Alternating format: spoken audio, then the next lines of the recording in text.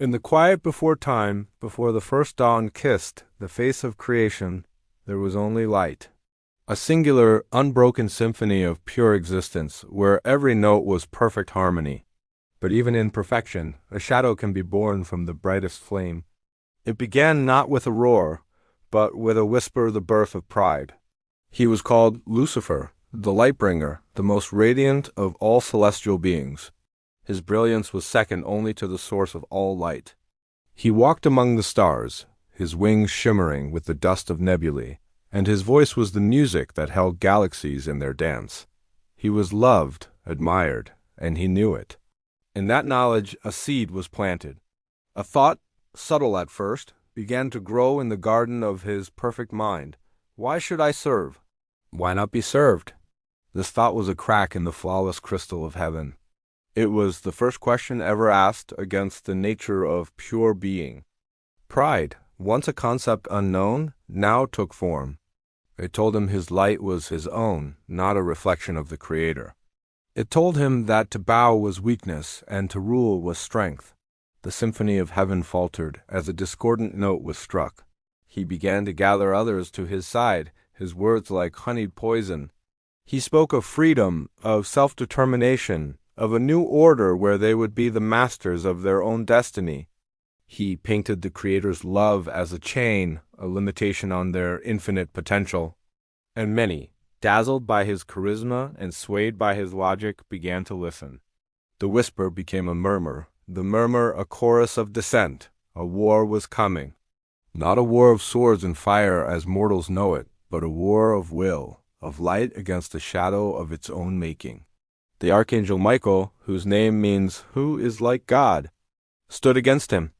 Michael's strength was not in his own brilliance, but in his unwavering devotion to the source. He did not seek to be the light. He sought only to be a vessel for it. The heavens trembled. Stars held their breath. The clash was not of sound, but of profound silence. On one side, the blinding ambition of a self-proclaimed God. On the other, the quiet, unshakable faith of a humble servant. Lucifer, in his magnificent rage, unleashed a power that threatened to unravel the fabric of existence. But Michael stood firm, not with anger, but with a sorrowful love. He did not fight to destroy his brother. He fought to defend the harmony his brother sought to shatter. In the end, it was not Michael's power that cast Lucifer down, but Lucifer's own pride.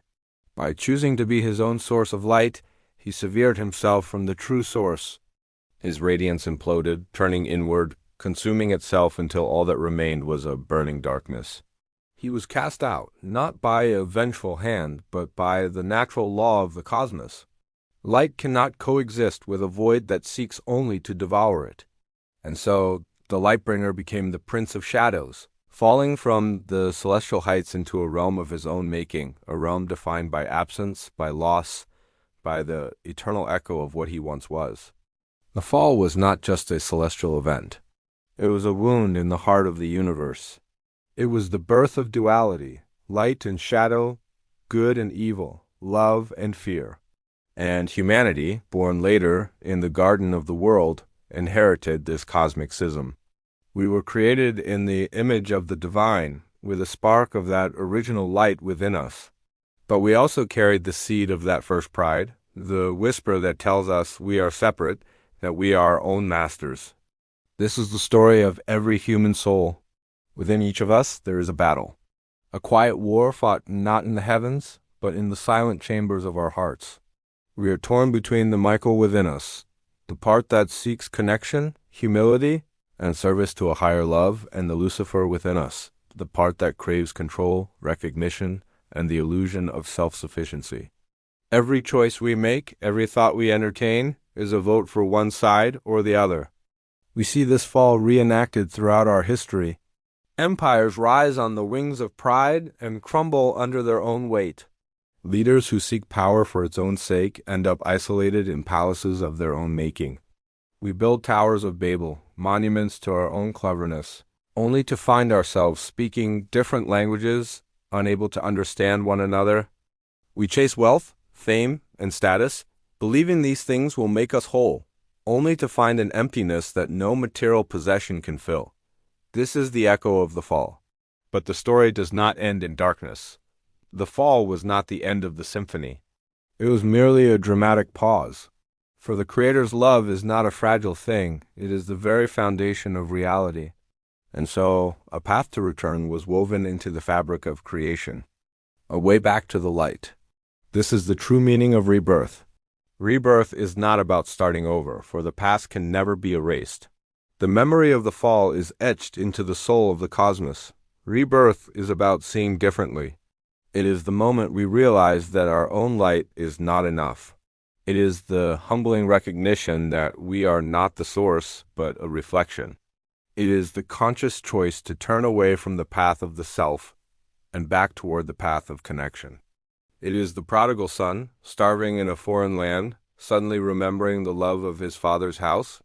It is the king who trades his crown for a pilgrim's staff. It is the scholar who puts down his books to listen to the wisdom of a child. It is the moment of surrender. The moment we stop fighting, stop striving, stop trying to prove our worth, and simply allow ourselves to be held by a love that is greater than our own understanding. This rebirth is not a singular event, but a continuous process. It happens every time you choose forgiveness over resentment, compassion over judgment, humility over arrogance. Every time you perform an act of selfless kindness, you are mending the crack in the crystal of heaven. Every time you quiet your mind and listen for the still, small voice within, you are aligning yourself once more with the universal symphony. The fallen angel's story is not just a myth from the forgotten age. It is your story. It is my story. It is the story of humanity. We have all fallen. We have all known the intoxicating allure of pride and the cold isolation that follows. But we have also all been given the chance to rise. The light was never truly lost. It was only hidden, buried beneath layers of fear, ego, and illusion. The journey of rebirth is the journey of uncovering that light. It is the process of peeling away the false self to reveal the brilliant, divine essence that has been there all along. It is not about becoming someone new. It is about remembering who you have always been, so look within. See the battlefield in your own heart. Acknowledge the shadow, the pride, the fear. Do not fight it with anger, but meet it with the same sorrowful love that Michael showed his brother. Thank it for the lessons it has taught you about separation and pain. And then, gently, firmly, choose the light. Choose connection. Choose love. Choose to be a vessel, not a source. This is the path of return. This is how the fallen rise. This is rebirth.